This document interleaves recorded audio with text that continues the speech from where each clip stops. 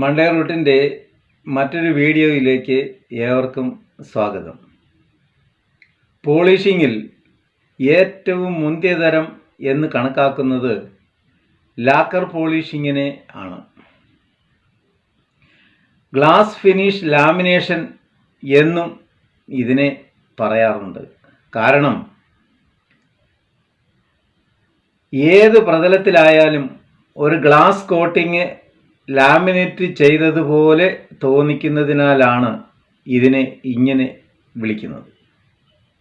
മഞ്ഞൾ നിറമുള്ള നൈസർഗിക വാർണിഷ് എന്നും ഒരിനം കൃത്രിമ വാർണിഷ് എന്നുമൊക്കെയാണ് ഇതിനെക്കുറിച്ച് പറയാറുള്ളത്.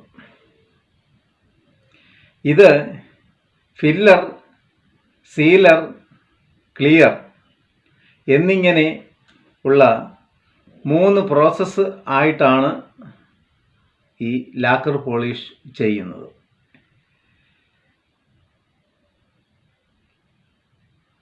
ചാനൽ സബ്സ്ക്രൈബ് ചെയ്യാത്ത സുഹൃത്തുക്കൾ ദയവായി സബ്സ്ക്രൈബ് കൂടി ചെയ്യണം.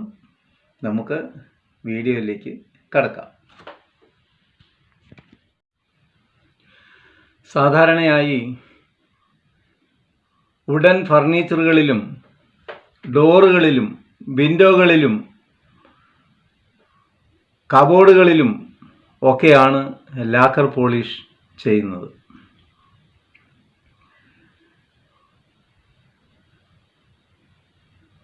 ലാക്കർ പോളിഷ് തന്നെയാണ് ഏറ്റവും മികച്ചത്.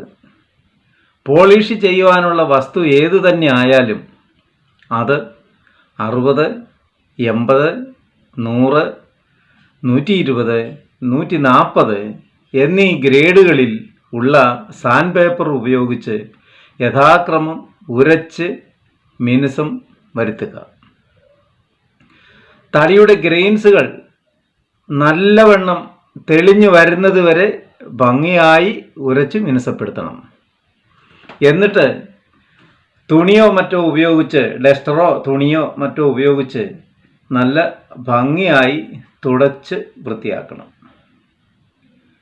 കൂടുതൽ മിനുസം വരുവാൻ 320 ഗ്രേഡിലുള്ള വാട്ടർ പേപ്പർ ഉപയോഗിച്ച് മിനുസപ്പെടുത്തിയാൽ മതിയാകും.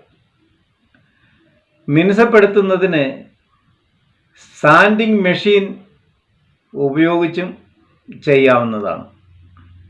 എന്നാൽ മെഷീൻ കടന്നു ചെല്ലാത്ത ചില സ്ഥലങ്ങളിൽ നമുക്ക് കൈ ഉപയോഗിച്ച് തന്നെ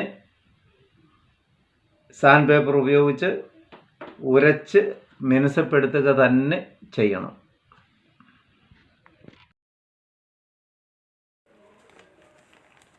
പ്രതലത്തിലുള്ള പൊടിപടലങ്ങളെല്ലാം നന്നായി തുടച്ച് വൃത്തിയാക്കുക. എന്നിട്ട് വുഡ് ഫില്ലർ ഒരു പുട്ടി ബ്ലേഡ് ഉപയോഗിച്ച് ഒരു കോട്ട് എല്ലായിടത്തും അപ്ലൈ ചെയ്യുക. ആവശ്യമെങ്കിൽ നാം ഉദ്ദേശിക്കുന്ന നിറം കൂടി ചേർത്ത് അപ്ലൈ ചെയ്യുകയും ആവാം. ഇത് ബനിയൻ ക്ലോത്ത് അല്ലെങ്കിൽ ബനിയൻ വേസ്റ്റ് ഉപയോഗിച്ചും സാധാരണ കൈകൊണ്ട് അപ്ലൈ ചെയ്യാവുന്നതാണ്. ആവശ്യമെങ്കിൽ തിന്നർ ചേർത്ത് മിക്സ് ചെയ്ത് ബ്രഷ് കൊണ്ട് പുരട്ടുകയും സ്പ്രേ ചെയ്യുകയും ഒക്കെ ചെയ്യുവാൻ കഴിയും. ഏതായാലും 2-3 മണിക്കൂർ സമയം ഉണങ്ങുവാൻ അനുവദിക്കണം. തുടർന്ന് 280, 300 ഗ്രേഡിലുള്ള എമിരി പേപ്പർ ഉപയോഗിച്ച് ഉരച്ച് മിനുസപ്പെടുത്തുക. എന്നിട്ട് ഭംഗിയായി തുടച്ച് വൃത്തിയാക്കുകയും വേണം. അടുത്തതായി വുഡ് സീലർ. ഇത് ലായനി രൂപത്തിലുള്ളതാണ്. ഇത് 60:40 എന്ന അനുപാതത്തിൽ ലാക്കർ തിന്നർ കൂടി ചേർത്ത് ഇളക്കി നന്നായി മിക്സ് ചെയ്ത് ഒരു കോട്ട് സ്പ്രേ ചെയ്യണം. അതിന് സ്പ്രേ ചെയ്യുവാനുള്ള സ്പ്രേ ഗണ്ണും മറ്റു സംവിധാനങ്ങളും കരുതിയിരിക്കണം. സ്പ്രേ പെയിൻറ്റിങ്ങിനുള്ള എല്ലാ ഉപകരണങ്ങളും കരുതേണ്ടതാണ്. ഇല്ലെങ്കിൽ ഇലക്ട്രിക് സ്പ്രേ ഗൺ ഉപയോഗിച്ചും സ്പ്രേ ചെയ്യുവാൻ കഴിയും. ഇതിനും 2-3 മണിക്കൂർ സമയം ഉണങ്ങുവാൻ അനുവദിക്കണം. അതിനുശേഷം 400 ഗ്രേഡിലുള്ള എമിരി ക്ലോത്ത് ഉപയോഗിച്ച് മൃദുവായി ഉരച്ച് മിനുസം വരുത്തുക.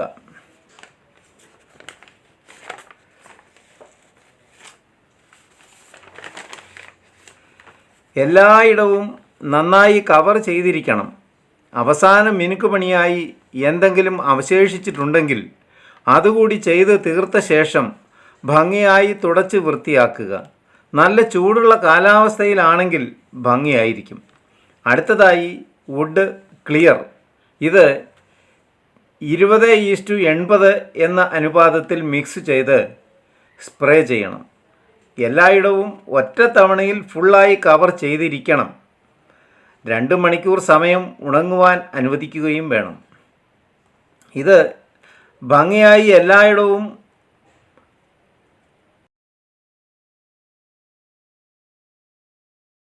എത്തിയിട്ടില്ലെങ്കിൽ ഉപയോഗിച്ച് വളരെ മൃദുവായി ഒരിക്കൽ കൂടി ഉരച്ചതിന് ശേഷം മാത്രമേ രണ്ടാമത് സ്പ്രേ ചെയ്യാവൂ. കാറ്റിൽ പൊടിപടലങ്ങളൊന്നും വന്ന് പറ്റാതിരിക്കുവാൻ തക്ക റൂം സൗകര്യമുണ്ടെങ്കിൽ ഏറ്റവും നന്നായിരിക്കും. സ്പ്രേ റൂം, സ്പ്രേ ബൂത്ത് എന്നീ സൗകര്യങ്ങളും ഉണക്കുവാനായി ഡ്രൈ റൂം സൗകര്യങ്ങളും സ്പ്രേ പെയിൻറ്റിങ് ചെയ്യുമ്പോൾ പോലെയുള്ള സജ്ജീകരണങ്ങൾ ഉണ്ടെങ്കിൽ എ ക്ലാസ് പോളിഷിംഗ് ചെയ്യുവാൻ കഴിയും. പ്രതലം ഗ്ലാസ് പോലെ തിളക്കമുള്ളതായിരിക്കും. കാഴ്ചയിൽ ഒരു ഗ്ലാസ് കോട്ടിംഗ് ചെയ്ത പോലെ തന്നെ തോന്നിക്കും. സ്പ്രേ ചെയ്യുമ്പോൾ അല്പം പോലും ഒഴുകാതെ ശ്രദ്ധിക്കണം. സ്പ്രേ ഗണ്ണിൽ നിന്നും തുള്ളി തുള്ളിയായി പ്രതലത്തിൽ വീഴാതെ 40 സെൻറ്റിമീറ്റർ അകലത്തിലായിരിക്കണം സ്പ്രേ ഗൺ പിടിക്കുവാൻ. കൂടുതൽ തിളക്കം ആവശ്യമായി തോന്നിയാൽ ഒരു റബ്ബിംഗ് പാഡിൽ പുരട്ടി പോളിഷ് ചെയ്യുകയും വേണം. ഇത് 8 എന്ന് എഴുതിയതുപോലെ വേണം പ്രതലത്തിൽ തേക്കേണ്ടത്. ഇങ്ങനെയാണ് ലാക്കർ പോളിഷ് ചെയ്യുന്ന വിധം.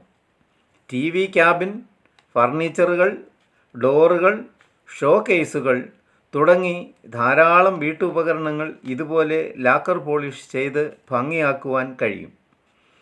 ഒരു ഇലക്ട്രിക് സ്പ്രേ ഗൺ ഉണ്ടെങ്കിൽ ഇത് സ്വന്തമായി ചെയ്യുന്നതിനും കഴിയും. ഡോറുകളും മറ്റും ഇളക്കി മാറ്റി പോളിഷ് ചെയ്യുകയാണെങ്കിൽ അതിനുള്ള ജോലിക്കാരുടെ സഹായം വേണ്ടി വരുമെന്ന് മാത്രം.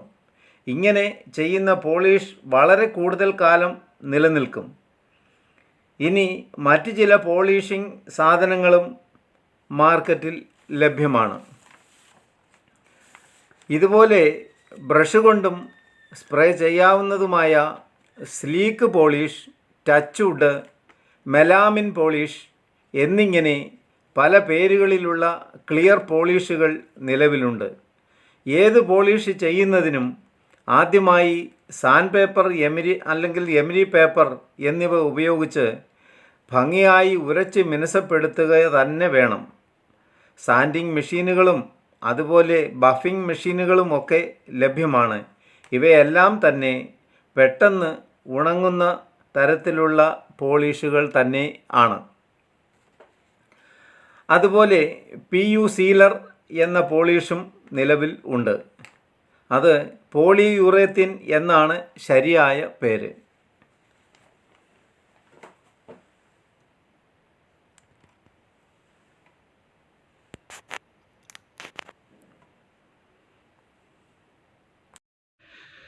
അപ്പോൾ